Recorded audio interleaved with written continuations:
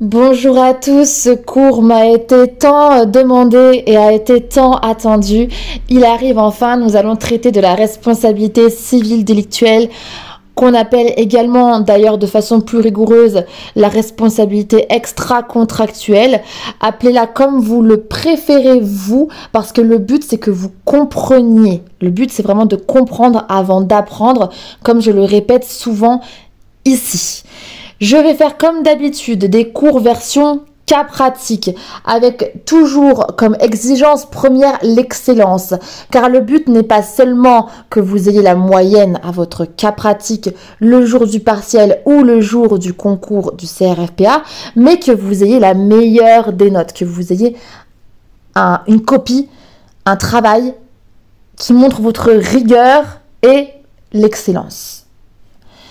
Je vous encourage, avant de commencer ce cours, à aller voir l'introduction, écouter l'introduction que j'ai faite, qui introduit la responsabilité civile délictuelle ou extra-contractuelle, car elle permet de poser les bases avant de se lancer dans ce cours, dans ce présent cours, qui va davantage rentrer dans le vif du sujet. Alors c'est parti, vous prenez des feuilles blanches, un stylo, des stabilos, le code civil, si possible le code civil 2024, que vous allez d'ailleurs ouvrir à l'article 1240. La responsabilité civile délictuelle, je vais l'appeler délictuelle par facilité, comme je vous l'ai dit, vous avez le choix. C'est l'article 1240 nouveau du code civil. Je précise nouveau, car il faut également que vous sachiez l'article 1382 ancien du Code civil, car vous pouvez tomber sur cet article dans de la doctrine. Si vous lisez un article de doctrine et qu'il est noté article 1382 du Code civil et que vous ne savez pas à quoi ça fait référence, cela va être problématique pour vous. Donc, pour davantage de rigueur, notez sur votre papier responsabilité civile délictuelle, article 1240 du Code civil égale article 1382 ancien du Code civil. Ça, c'est vraiment à savoir. Ensuite, avant de passer aux conditions pour engager la responsabilité civile délictuelle, ce qu'il faut savoir et faire, je le répète car répéter c'est enseigner, je l'ai déjà dit dans mes autres capsules, préciser le droit applicable. D'accord? Donc faites un syllogisme sur le droit applicable. Surtout si vous avez une date qui et avant 2016. Donc, regardez bien dans votre cas pratique les dates. Il faut vraiment bien lire l'effet du cas pratique. Surlignez les dates avec un stabilo de la couleur que vous préférez. Et vous faites ce syllogisme, vous précisez toujours, à titre liminaire, il convient de préciser le droit applicable aux espèces, car en général, il y a différentes questions dans les cas pratiques. Vous citez les deux fondements à absolument savoir, article 9 de l'ordonnance du 10 février 2016, mais aussi, il est souvent oublié, l'article 16 de la loi de ratification du 20 avril 2018. Vous faites une majeure qui explique que, au terme de l'article 9 de l'ordonnance du 10 février 2016, les dispositions de celle-ci sont applicables aux actes juridiques et aux faits juridiques survenus après le 1er octobre 2016. Au terme de l'article 16 de la loi de ratification du 20 avril 2018, ces dispositions interprétatives rétroagissent au 1er octobre 2016. Cependant, les modifications substantielles qu'elles apportent ne sont applicables qu'à partir du 1er octobre 2018, en majeur. Ensuite, en l'espèce, et là, vous parlez des faits de votre cas pratique et vous concluez en expliquant si vous allez appliquer le droit antéréforme ou non. Si votre professeur vous a d'ores et déjà dit qu'il ne souhaitait pas que vous fassiez ce syllogisme sur le droit applicable, ne le faites pas. Toutefois, dans le doute, faites-le toujours. Encore une fois, la rigueur et l'excellence. Avant de passer aux conditions propres à la responsabilité délictuelle, nous allons voir très brièvement les règles communes au droit de la responsabilité civile. Alors, petit 1, vous faites une petite flèche. Les voies d'action pour obtenir l'indemnisation, car c'est le but en responsabilité civile. Pour obtenir l'indemnisation, soit vous passez par la voie juridictionnelle, soit vous passez par la voie extra-juridictionnelle.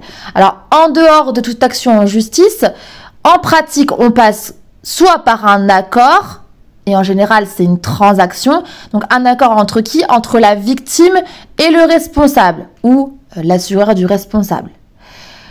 En général, ça arrive très souvent, il y a la transaction. Vous pouvez ouvrir votre code civil à l'article 2052 du code civil, qui correspond à la transaction, qui est une convention par laquelle, justement, les parties vont mettre fin à une contestation. Vous avez cette voie-là. Si cette voie-là n'est pas utilisée, vous avez la seconde voie possible qui est la voie juridictionnelle, donc devant les tribunaux, s'il n'y a pas d'accord possible entre les parties. Ça, il faut le savoir pour le jour de votre cas pratique, le jour de l'examen, mais également en tant qu'avocat. Donc vous notez bien, voie d'action pour indemnisation, flèche à gauche, en dehors de toute action en justice, un accord, exemple la transaction, article 2052 du Code civil, autre flèche, par la voie juridictionnelle, s'il n'y a pas d'accord entre les parties de possible. Ensuite, deuxième point, les délais d'action. Alors ça, c'est important à savoir parce que ça a changé. Ça a changé. Alors, en responsabilité contractuelle, le délai est de 30 ans. Ici, on va seulement parler de la responsabilité délictuelle, mais je vous encourage à également réviser toutes ces conditions en responsabilité contractuelle. Pour la responsabilité délictuelle, marquez-le en gros, en rouge, 5 ans. 5 ans, attention, c'est pas fini. À partir de quoi? À partir de quand? Réfléchissez. Ne soyez pas passif si vous voulez réussir cette épreuve. À partir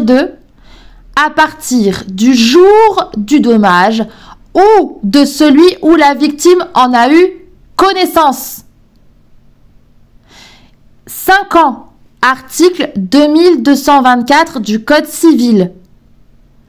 Et c'est 5 ans depuis peu.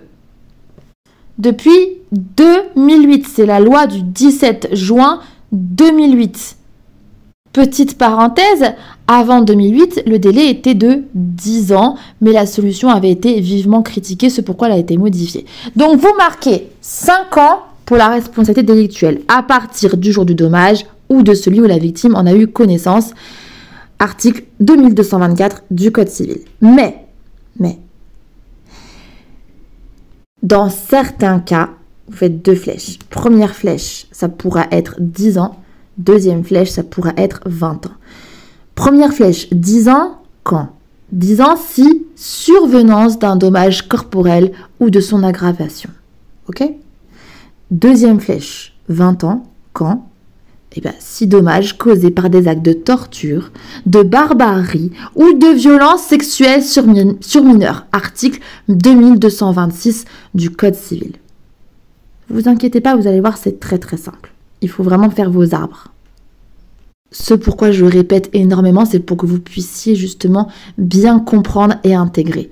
La première flèche, les voies d'action pour indemnisation. Ensuite, 2 sous-flèches. Un accord, exemple transaction, article 2052 du Code civil. Deuxième sous-flèche, par la voie juridictionnelle. Ça, c'est pour les voies d'action. Ensuite, pour les délais d'action, première sous-flèche, responsabilité contractuelle, 30 ans, responsabilité délictuelle, 5 ans à partir du jour du dommage ou de celui où la victime en a eu connaissance, article 2224 du Code civil. Mais, et là vous faites 2 autres sous-flèches, 10 ans si survenance d'un dommage corporel ou de son aggravation, 20 ans si dommage causé par des actes de torture, barbarie ou violence sexuelle sur mineur, article 2226 du Code civil. Donc le jour de l'examen, le jour du cas pratique, si vous voyez que il y a un acte de torture, de barbarie ou de violence sexuelle sur mineur, il faut que ça fasse tilt. Ah, là c'est une exception. Ce n'est pas 5 ans, c'est 20 ans. Et vous citez l'article 2226 du Code civil. D'accord ? Enfin, troisième flèche, les titulaires de l'action. Et là, vous faites 2 sous-flèches. Première sous-flèche, la victime. Deuxième sous-flèche, vous le savez déjà, parfois c'est les héritiers et ou les créanciers de la victime. Là, c'est pareil. Si le jour du partiel, par exemple, vous voyez qu'il y a des héritiers, vous préciser que le droit à réparation naît en effet dans le patrimoine de la victime dès le jour du dommage et peut donc être transmis à ses ayants cause universels à la suite de son décès. Pareil, si le jour du cas pratique, vous voyez qu'il y a une action oblique qui est faite ou des créanciers, et que c'est explicitement dit dans l'effet de votre cas pratique, vous précisez bien que les créanciers de la victime peuvent agir également en lieu et place de la victime par le biais de l'action oblique, sauf attention pour les droits exclusivement attachés à la personne, que les créanciers ne peuvent l'exercer que pour demander réparation des préjudices matériels, à l'exclusion des dommages corporels ou moraux subis par la victime. Voilà pour les règles communes et ce que vous devez voir en premier dans le cas pratique. Je récapitule. Premièrement, le droit applicable. Article 9 de l'ordonnance du 10 février 2016, article 16 de la loi de ratification du 20 avril 2018. Deuxièmement, les règles communes de l'action en responsabilité civile. 1. Les voies d'action pour indemnisation, soit par accord, soit par voie juridictionnelle. 2. Les délais d'action, 30 ans pour la responsabilité contractuelle, 5 ans pour la responsabilité délictuelle, sauf si dommages corporels, 10 ans, si torture, barbarie ou violence sexuelle sur mineur, 20 ans, article 2226 du Code civil. Et enfin, les titulaires de l'action, première sous-flèche, la victime, deuxième sous-flèche, les héritiers ou les créanciers de la victime. Lorsque vous avez vu tout ça et traité tout ça, nous allons enfin pouvoir passer aux 3 grandes conditions qu'il va falloir démontrer pour pouvoir engager la responsabilité civile délictuelle.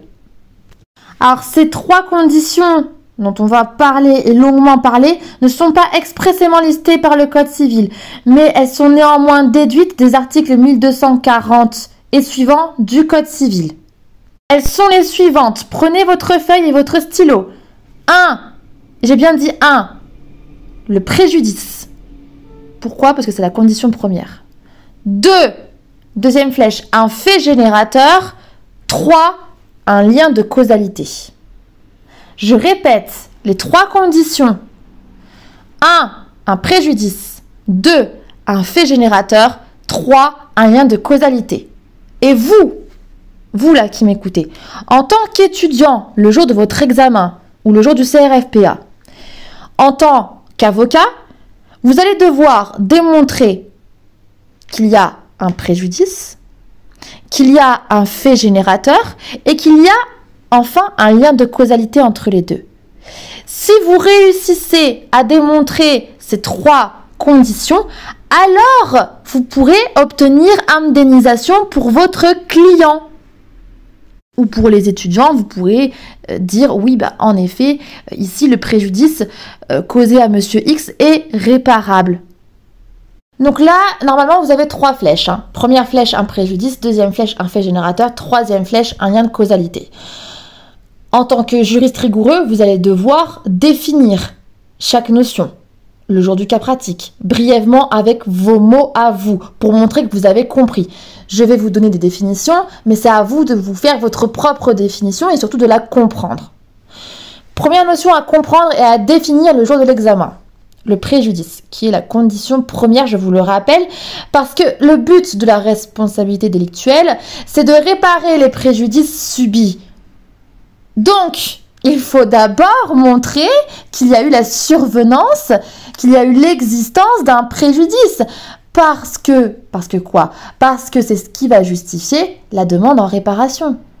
Accrochez-vous, vous allez voir, ça va être simple, parce que je vais vraiment vous l'expliquer de façon schématique, logique, et je vais répéter. Donc, première flèche, un préjudice. Définition. Atteinte subie par la victime dans son patrimoine ou ses droits extra-patrimoniaux. Je répète, un préjudice, c'est une atteinte subie par la victime dans son patrimoine ou ses droits extra-patrimoniaux. Alors attention, aparté très importante, car j'ai vu des vidéos YouTube de droit, justement, qui vous disent des choses qui sont fausses. Donc, vous pouvez louper votre examen. J'ai entendu, je ne citerai pas le nom par respect, que le dommage, c'était la même chose que le préjudice. Alors, pas du tout. Alors, vous pouvez faire une petite parenthèse à côté de la condition première, le préjudice, à côté de la flèche. Parenthèse. Le préjudice, différent du dommage. Pourquoi? Vous allez voir, c'est très simple. Le préjudice, c'est la conséquence du dommage. Pourquoi? Le dommage, c'est le fait matériel et il désigne le siège de l'atteinte. Alors que le préjudice, c'est la notion juridique qui renvoie aux conséquences juridiques de cette atteinte. Et vous, en tant qu'avocat ou en tant qu'étudiant le jour du partiel, vous allez devoir examiner, déterminer tous les préjudices que ce dommage a pu causer pour indemniser le plus possible votre client. Sinon, vous êtes un mauvais étudiant ou un mauvais avocat. Donc vraiment attention aux vidéos YouTube qui vous emmènent sur des mauvais chemins parce que les règles de la responsabilité varient parfois selon la nature du dommage. Attention, il faut toujours vérifier qu'un dommage existe et préciser sa nature. Les règles de la responsabilité sont différentes qu'il s'agisse d'une atteinte à l'intégrité physique d'une personne ou de l'atteinte à un bien, pour illustration. Autre illustration qui peut vous arriver le jour du cas pratique ou en tant qu'avocat, il peut exister des dommages sans préjudice. Attention, attention. D'ailleurs, l'exemple classique qui est donné pour illustrer cela, c'est le pretium mortis, c'est-à-dire l'indemnisation d'une personne en raison de quoi? Si vous avez compris le latin, c'est l'indemnisation d'une personne en raison de son décès. Dans un tel cas, qu'est-ce qui se passe? Il existe évidemment un dommage, comme vous le voyez, car il y a une atteinte objectivement constatable à la personne de la victime, mais il n'existe pas de préjudice dans la mesure où la victime n'est plus là pour souffrir des conséquences de son décès. Et donc ici, la responsabilité civile ne peut donc pas être engagée. Pour la victime, j'entends, attention. Et ça s'est déjà passé. Quand je dis ça s'est déjà passé, c'est qu'on a déjà eu un arrêt de la Cour de cassation qui le dit expressément. L'arrêt Crime 26 mars 2013, numéro 12-82.600. Alors attention, si ce cas-là arrive le jour de l'examen, par exemple, vous pourrez prouver d'autres préjudices, de nombreux préjudices entourant le décès d'une personne peuvent en effet être réparés, qu'il s'agisse des préjudices subis par la victime directe avant sa mort, par exemple les souffrances physiques, l'angoisse d'une mort imminente, etc., et dont la réparation peut être allouée à qui? Aux ayants droit.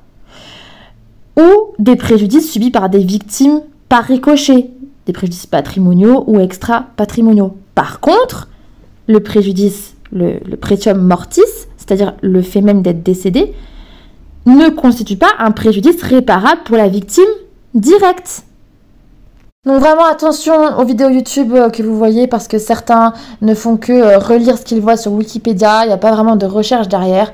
Le dommage n'est pas égal le préjudice, contrairement à ce que dit cette vidéo qui a pas mal de vues. Faites attention. Et ça fait une dizaine d'années que cela se sait. Ce n'est pas un changement nouveau. Donc dans votre cas pratique, première condition, un préjudice. Ensuite, définition, atteinte subie par la victime dans son patrimoine ou ses droits extra-patrimoniaux. Ensuite, flèche, 4 caractères cumulatifs à réunir. Attention, il faut qu'il soit 1, première flèche, personnel. 2, deuxième flèche, certain. 3, troisième flèche, direct. 4, quatrième flèche, légitime. Donc, il faut qu'il soit personnel, certain, direct, légitime. C'est pareil, le jour de l'examen, il faut toujours la définition. Personnel, ça veut dire quoi? Que le préjudice doit avoir été personnellement subi par le demandeur qui doit avoir été atteint dans son patrimoine, son honneur ou son intégrité corporelle. D'accord? Certain, deuxième flèche. Pareil, il faut dire la définition juridique. Il faut montrer que vous avez compris ce que c'est un préjudice certain. Ça veut dire l'existence du préjudice doit être certaine. La victime doit en apporter la preuve. Donc c'est à la victime d'en apporter la preuve. Alors il peut être futur, mais il ne peut pas être éventuel. Nous le verrons ensuite. Troisième flèche, direct. Là vous marquez confère lien de causalité parce que ça renvoie au lien de causalité. Direct, ça veut dire quoi? Ça veut dire le préjudice directement causé par le fait dommageable. Donc ça renvoie à la notion de causalité qui est la troisième condition, un lien de causalité. D'accord? Donc, vous n'avez pas vraiment à le démontrer. Mais mettez-le, d'accord? Pour de la rigueur. 4e flèche, légitime. Donc là, c'est l'intérêt lésé doit être juridiquement protégé. Donc, le dommage invoqué ne doit pas être contraire à l'ordre public et aux bonnes mœurs. C'est pareil. On va développer ensuite. Mais le jour de l'examen, donc, 3 flèches. Première flèche, un préjudice. Deuxième flèche, un fait générateur. Troisième flèche, un lien de causalité. Dans la première flèche, un préjudice. Définition, atteinte subie par la victime dans son patrimoine ou ses droits extra-patrimoniaux. Entre parenthèses, attention, différent du dommage.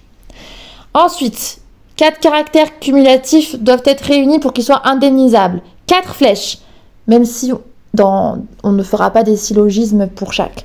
4 flèches. Première, personnel. Deuxième, certain. Troisième, direct. Quatrième, légitime. Et ensuite, les définitions que je vous ai citées pour chaque. Pour le fait générateur, la deuxième grande flèche, vous allez faire 3 sous-flèches, soit pour faute, soit du fait des choses, soit du fait d'autrui. Pareil, vous définissez, si c'est pour faute, c'est un manquement à un devoir de prudence et de diligence. C'est la violation d'une obligation préexistante. Aujourd'hui, c'est indépendamment du degré de conscience du responsable. On le verra ensuite. Deuxième flèche, du fait des choses. Donc, responsable du fait des choses. Pareil, définition.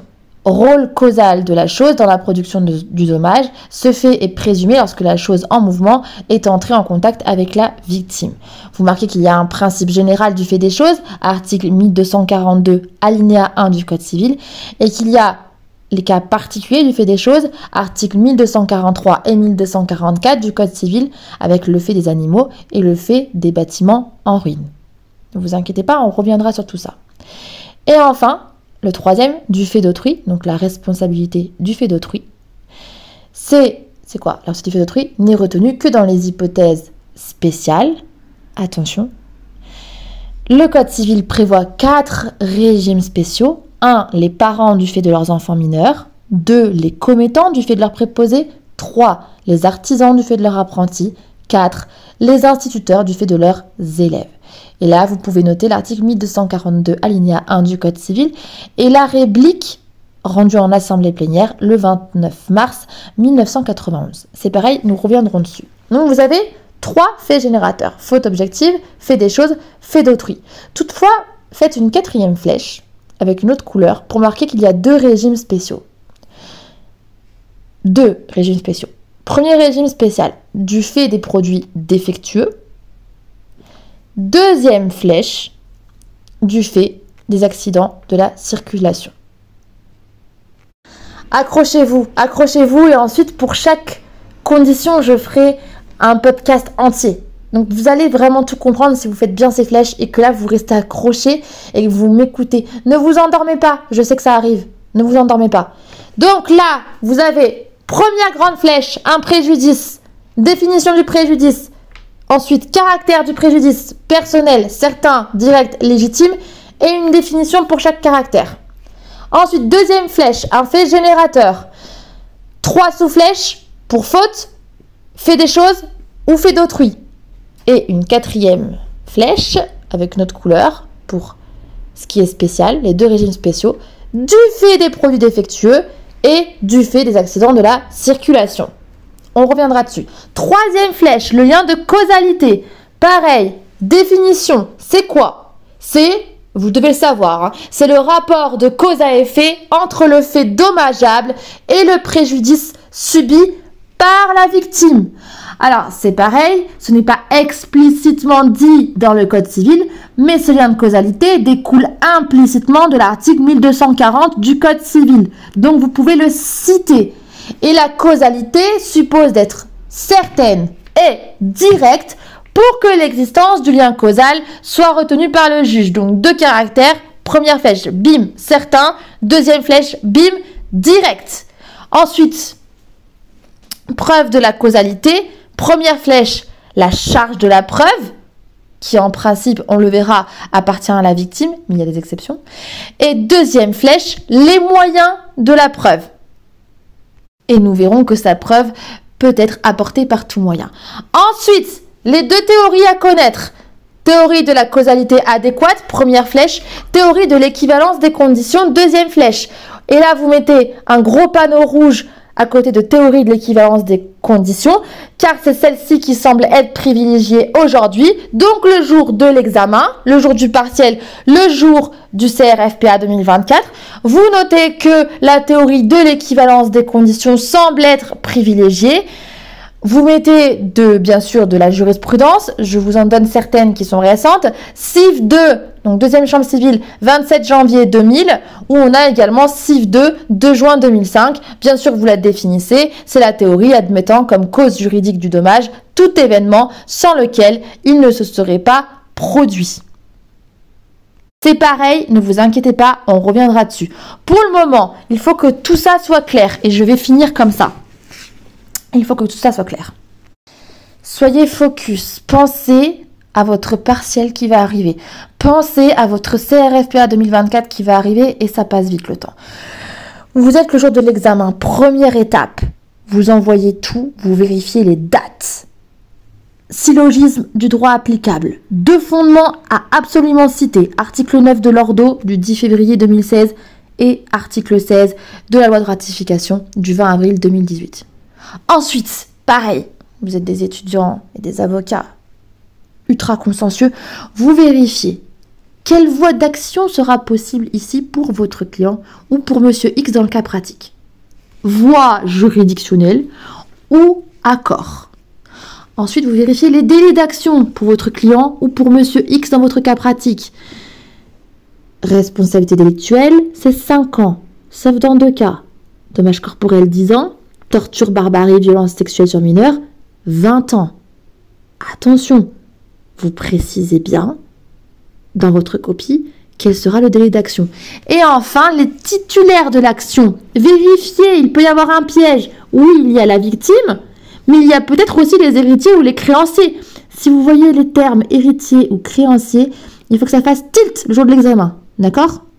Donc, rappelez-vous que comme titulaire de l'action, il n'y a pas seulement la victime, il y a également parfois les héritiers et les créanciers.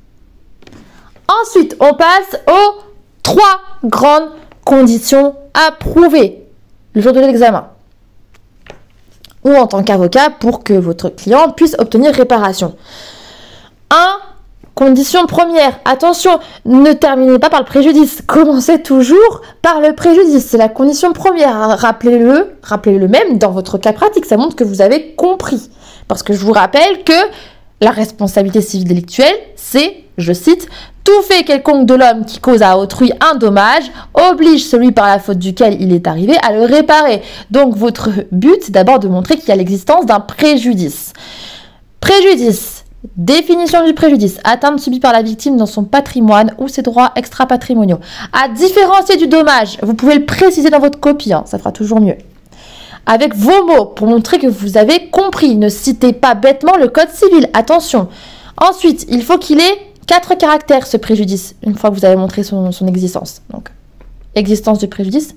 Ensuite, les 4 caractères à démontrer, qui sont cumulatifs et non alternatif. Cumulatif, c'est-à-dire qu'il faut les 4 qui soient réunis pour que votre préjudice soit réparable.